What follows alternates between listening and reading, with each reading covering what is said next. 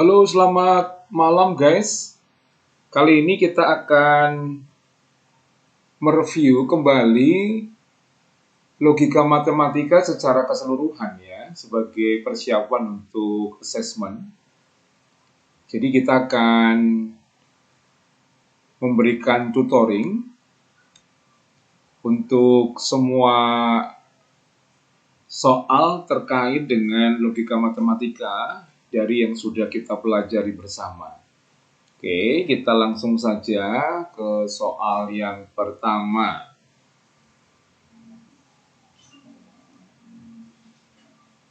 Ya, muncul di layar. Soalnya menanyakan atau memerintahkan tentukan nilai kebenaran dari pernyataan berikut sesuai realita yang ada. Jadi ada beberapa pernyataan atau proposisi dan kita diminta untuk menentukan nilai kebenarannya. Soal pertama atau pernyataan pertama mengatakan hasil dari akar 16 adalah bilangan asli atau prima. Kalau kita lihat pernyataannya menggunakan kata hubung atau ya. Jadi ini jelas merupakan pernyataan majemuk berbentuk disjungsi karena menggunakan kata hubung atau. Simbol yang seringkali digunakan adalah P atau Q. Ya, itu simbol umum yang seringkali digunakan. Oke. Nah, karena ini pernyataan majemuk, maka nilai kebenarannya tentu ditentukan atau dipengaruhi oleh nilai kebenaran dari pernyataan tunggal penyusunnya, yaitu P dan Q. P dengan Q ya. Nah, P menyatakan hasil dari akar 16 adalah bilangan asli. Akar 16 itu sama dengan 4. Ya, dan 4 ini jelas merupakan bilangan asli kan ya.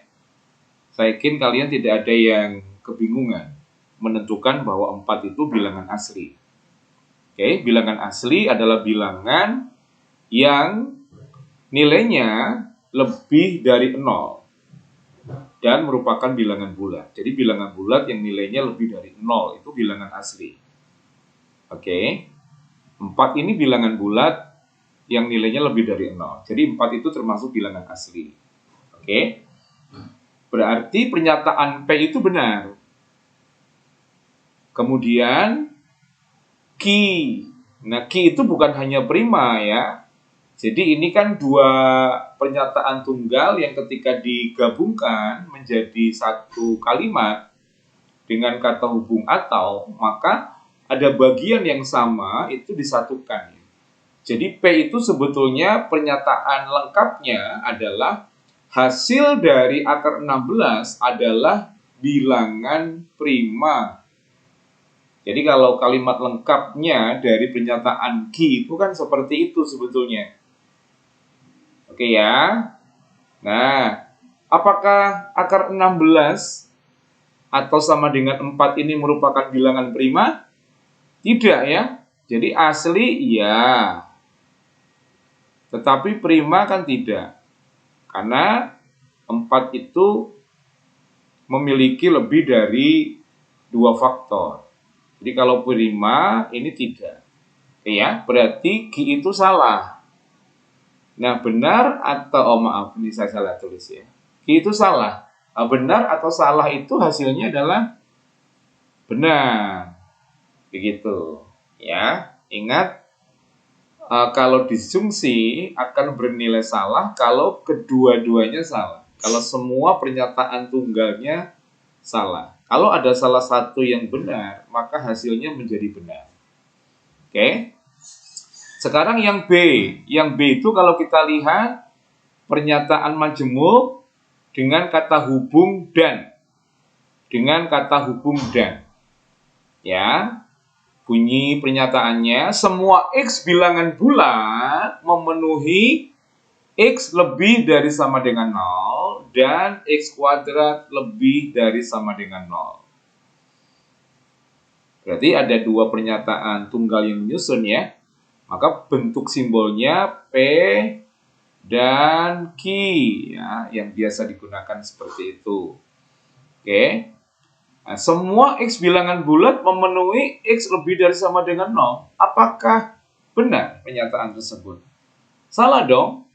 Karena bilangan bulat itu ada bilangan yang nilainya kurang dari 0 kan. Jadi min 1, min 2, min 3 itu bilangan bulat. Dan nilainya ini kurang dari 0 ini. Betul ya? Berarti P itu bernilai salah pernyataan P. Oke, sekarang lihat yang Q. X kuadrat lebih dari sama dengan 0. Iya, pernyataan ini bernilai benar. Kenapa? Karena semua bilangan ketika dipangkatkan genap, hasilnya pasti menjadi positif. Dan positif itu artinya dia lebih dari sama dengan 0. Ya, maka Q-nya bernilai benar. Salah dan benar hasilnya adalah salah. Ya, karena kalau dan atau pernyataan konjungsi itu jika kedua-duanya atau semua pernyataannya benar baru dia bernilai benar. Tetapi kalau ada satu saja yang bernilai salah, maka kesimpulan akhirnya dia bernilai salah. Oke ya. Oke, jadi B itu hasilnya salah, nilainya salah. C. Jika ada X kurang dari 0, maka beberapa X memenuhi.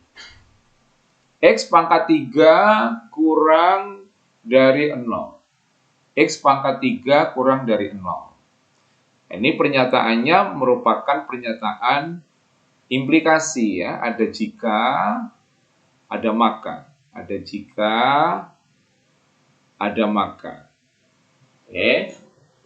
Jadi ini bentuknya adalah implikasi. Simbolnya yang biasa digunakan jika P maka Q. Ya, seperti itu. Oke. Mari kita lihat P dengan Q itu nilai kebenarannya bagaimana. P mengatakan ada X kurang dari 0. Maka beberapa X memenuhi X pangkat 3 kurang dari 0 ya. Jadi P-nya kan ini. Ini P. Ya. Kemudian ini Q. Gitu. Nah, kalau kita perhatikan memang pernyataan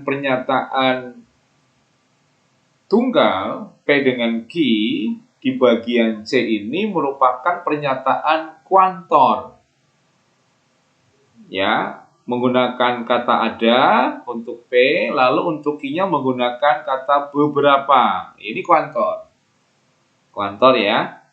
Nah, kuantor itu bisa mengubah kalimat terbuka yang sebetulnya kalimat terbuka itu tidak termasuk pernyataan karena tidak bisa dinilai kebenarannya ya secara pasti. Tetapi karena menggunakan kuantor, maka kalimat terbuka itu berubah menjadi kalimat tertutup. Dengan kata lain termasuk pernyataan. Ya. Maka ada X kurang dari 0 itu pernyataan dan kita bisa validasi nilai kebenarannya sekarang. Apa ada bilangan yang kurang dari 0? X itu kan bilangan ya. Variabel yang mengacu kepada bilangan artinya kan. Karena dibandingkan dengan 0, berarti dia bilangan. Pasti bukan huruf, dia bilangan dong. Kan begitu ya. Ada bilangan atau ada X kurang dari 0. Ada nggak? Ya ada dong. Bilangan-bilangan negatif itu kan kurang dari 0. Berarti P benar dong. Ya, P benar. Lalu, Q-nya bagaimana? X pangkat 3 kurang dari 0. Apakah ada?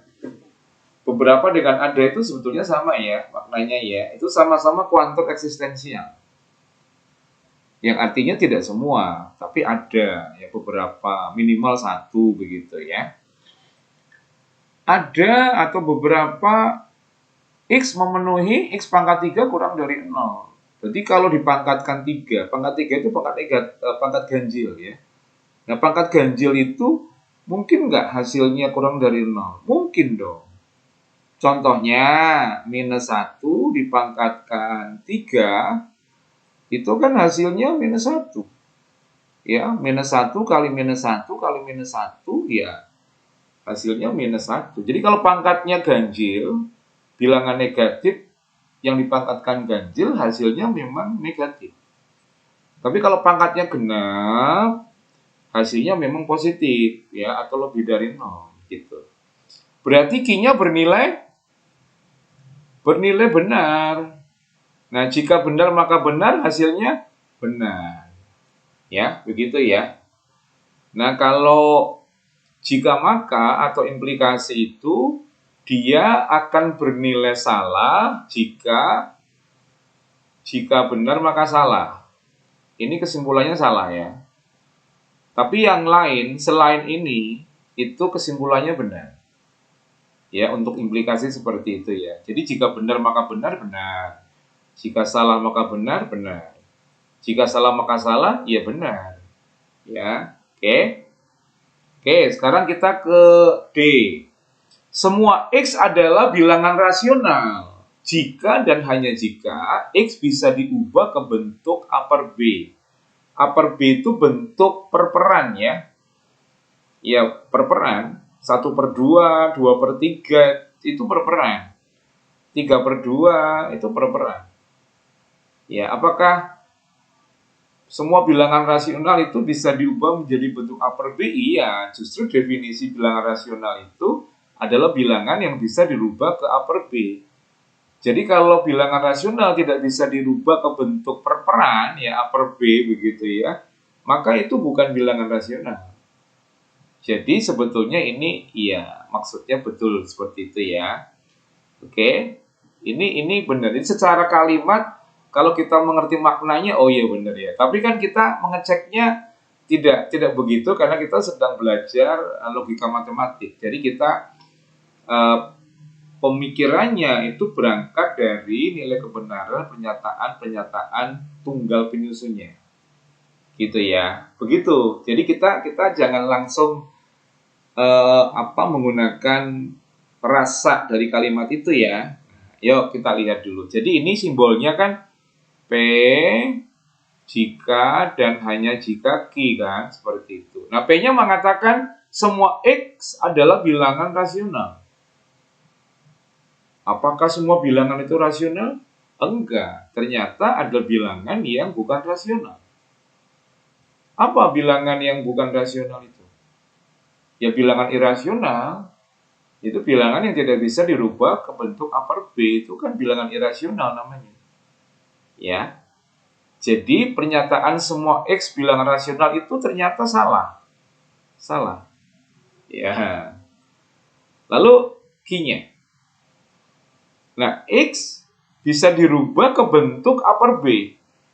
Nah, apakah semua bilangan itu bisa dirubah ke bentuk upper B? Nah, X itu kan mengacu ke semua X ya. Mengacu ke bilangan. Bilangan yang kita tidak tahu batasnya. Kan? Apakah bilangan asal kita ambil bilangan sembarang suka-suka kita itu pasti bisa dirubah ke bentuk upper B? Kan tidak. Ya kan? Kan tidak. Itu. Ini kurang ya anak panahnya. Kan tidak. Kenapa? Karena ada bilangan yang ternyata tidak bisa kan. Itu bilangan irasional. Tidak bisa dirubah ke bentuk upper B. Oh berarti ini S jika dan hanya jika S jadinya. Ya. Kalau begitu kesimpulannya apa? Ya benar kan. Benar. Ya. Itu. Jadi secara rasa dan secara pendekatan rumusan dari logika matematika hasilnya sama kok. Sama-sama benar. Ya, jadi untuk biimplikasi ya, D itu kan biimplikasi. Itu kalau nilai kebenaran P dan Q-nya itu sama, benar-benar ataupun salah-salah, maka kesimpulannya menjadi benar. Tapi kalau berbeda, maka kesimpulannya menjadi salah. Ya, jadi salah jika dan hanya jika salah itu benar. Begitu ya. Oke. Ya, ini soal yang pertama.